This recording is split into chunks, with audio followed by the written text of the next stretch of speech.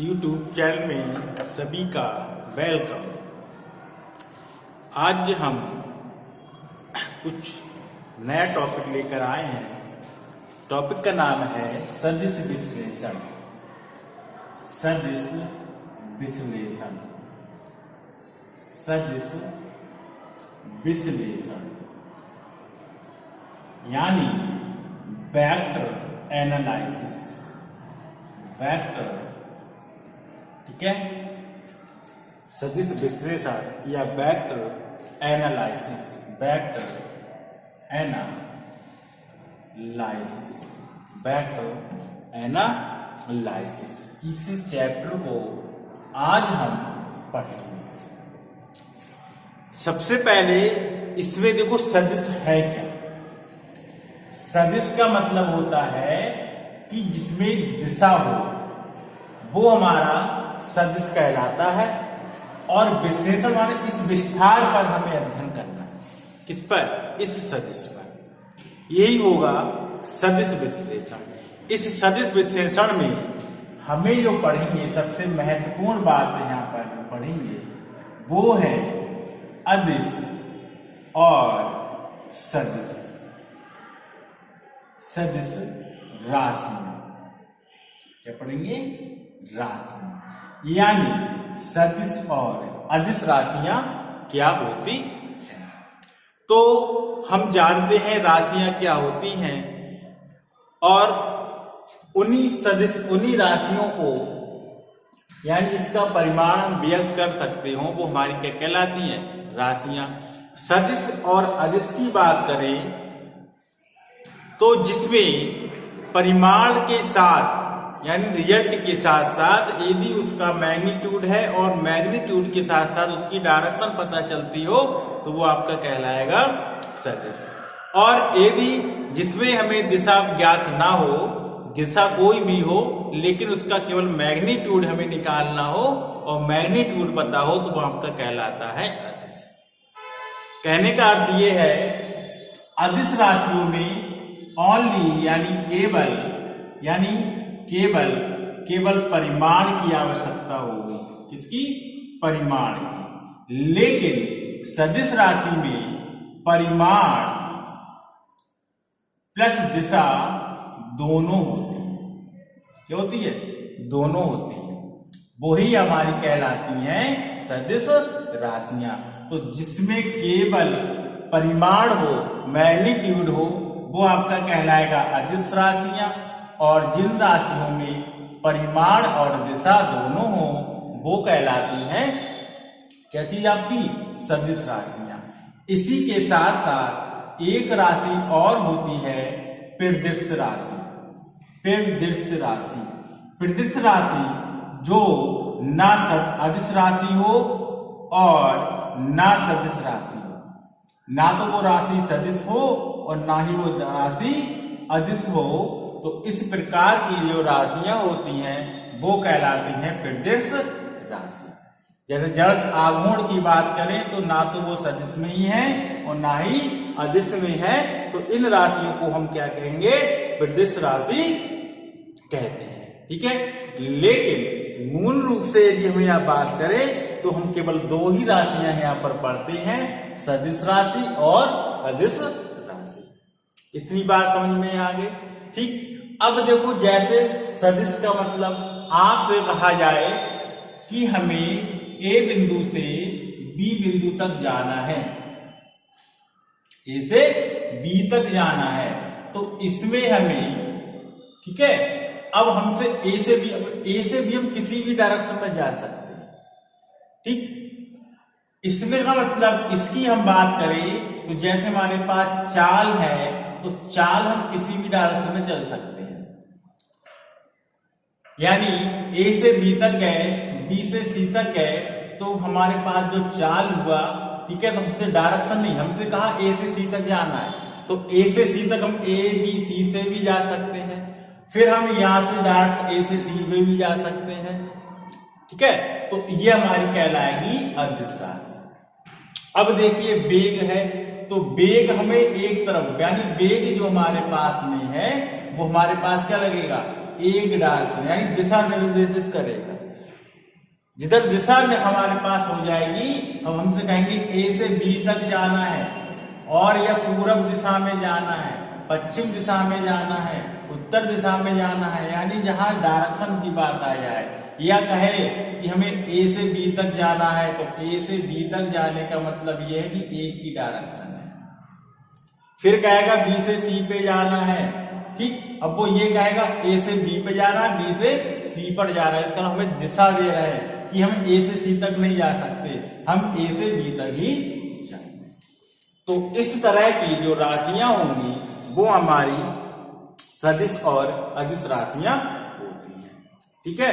तो जिनमें केवल मैग्नीट्यूड होता है उसे हम अदिश राशियां कहते हैं, और जिसमें मैग्नीट्यूड और डायरेक्शन दोनों होती है उन्हें हम क्या कहते हैं, सदिश राशियां कहते हैं।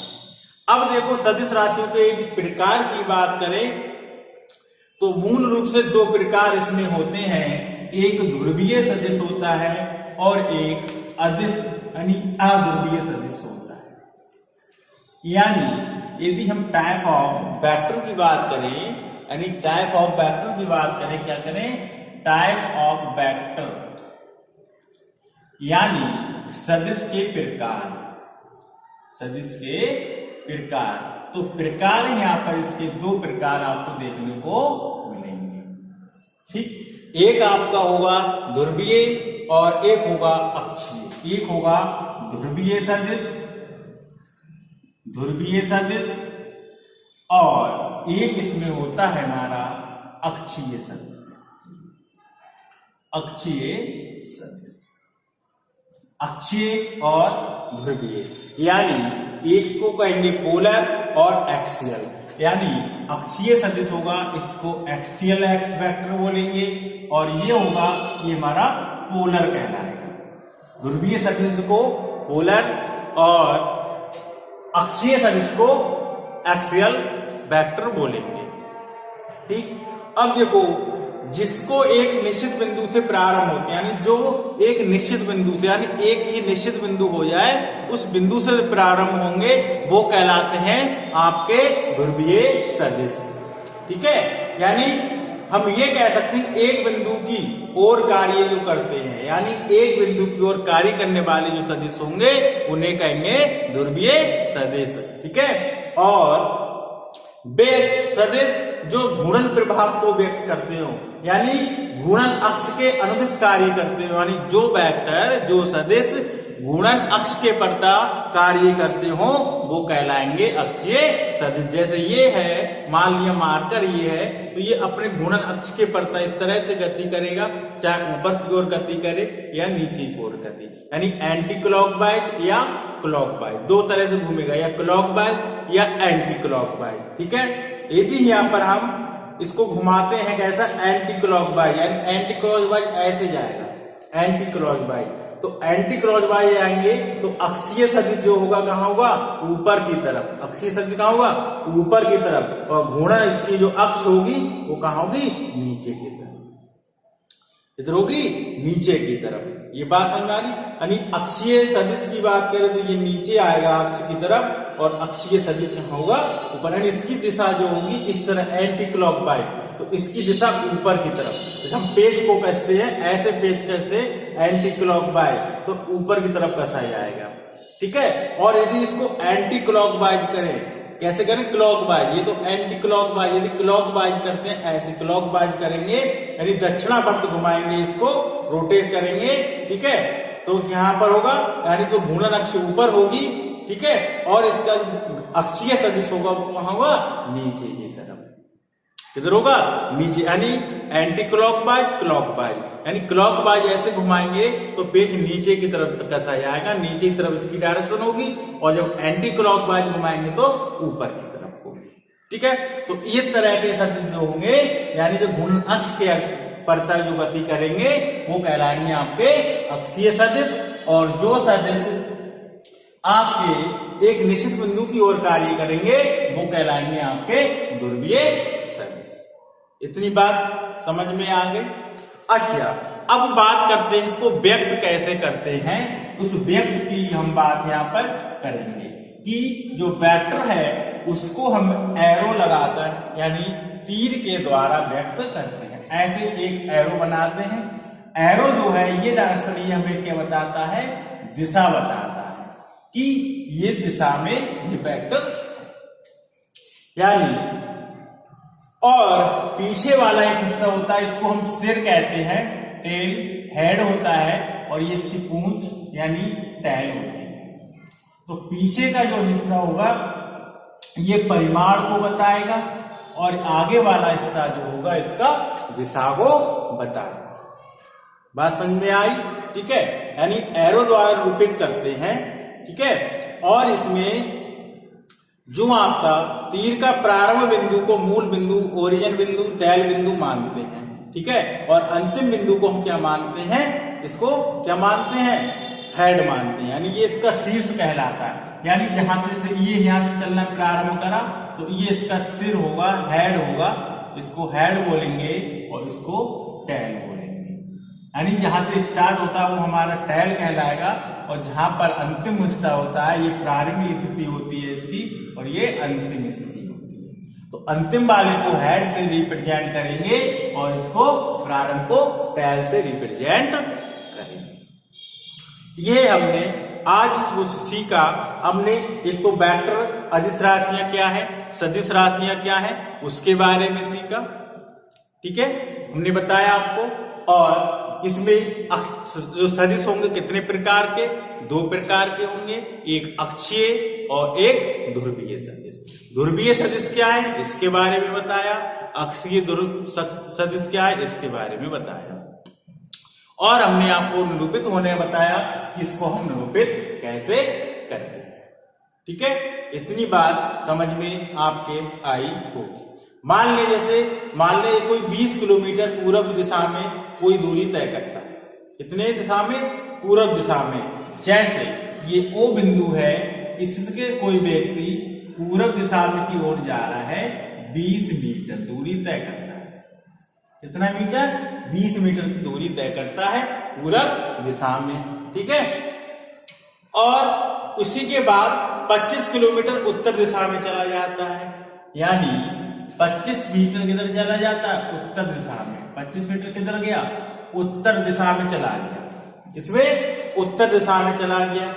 ठीक है, तो इसको हम क्या कहेंगे, यानी 5 किलोमीटर, इसका मतलब इसने विस्थापन कितना तय किया, पूर्व दिशा में कितना गया, 20 मीटर। ठीक है, और उत्तर दिशा में कितना गया, 25 मीटर। तो इसने जो विस्थापन तय किया उसको हम किससे करेंगे, यहां से यहां को मिला देंगे। तो जो विस्थापन आएगा वो इन दोनों के बीच का अंतर में O है, ये A है, ये क्या है, B है।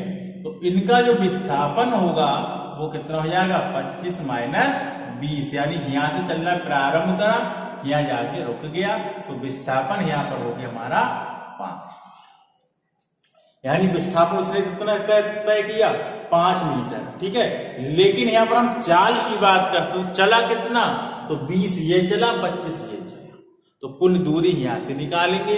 और विस्थापन की बात करें तो हमारे पास, अच्छा अब हम ये कहते कि 20 से फिर पुनः पूरब और उत्तर दिशा में कितना चला, 20 मीटर चला। ठीक है, तो विस्थापन हमारा अलग होता है। ये बात समझ में आई आपके? ठीक, तो आज हम इतनी बात करते हैं। कल हम यहाँ पर बताएंगे कि आपको कि सदिशों का वर्गीकरण यानी classification of vector. Classification of vector की बात करेंगे कि वेक्टर हमारे कितने प्रकार के होते हैं। ठीक है, ये हमने आपको आज बता दिया। इसका क्लासिफिकेशन बताएंगे कल की क्लास में। ठीक है, तो आज इतना हो सकता है आपकी समझ में आ गया होगा। ठीक है, अब हम पढ़ेंगे नेक्स्ट डे। जब तक के लिए सभी लोगों का बहुत बहुत धन्यवाद।